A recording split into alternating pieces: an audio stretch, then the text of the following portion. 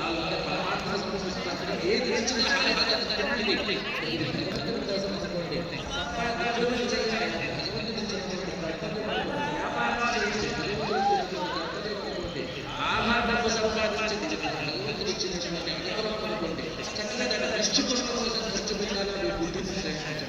వివాహం చేసుకోవచ్చు, ధర్మాన్ని పాటించడానికి తోడ్పాటు, చక్కగా సంతానాన్ని కనండి, ధర్మాన్ని ముద్దుతరాన్ని కనిపించడానికి తోడ్పాటు ఉంటుంది.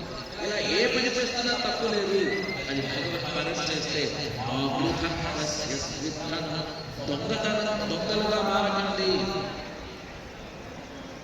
అదేంటంటే దొంగలు అంటారు అంటే ఈ జీవుడు పరమాత్మకే చెందినవాడు.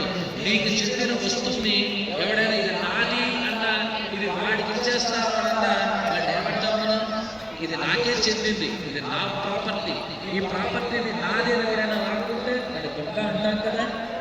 అలాగే ఈ జీవుడు పరమాత్మకే చెందినవాడు. పరమాత్మకే చెందిన ఈ జీవుడిని పట్టుకుని మనమంతా జీవులం, మన పరమాత్మకే చెందిన వాళ్ళం.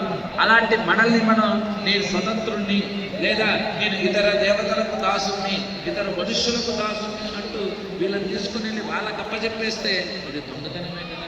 అలా దొంగగా మాకు అనుభవించు, తేన ఆయన అనుగ్రహంగా దీన్ని అనుభవించు. ఇది వేదన చెబుతుంది. అలా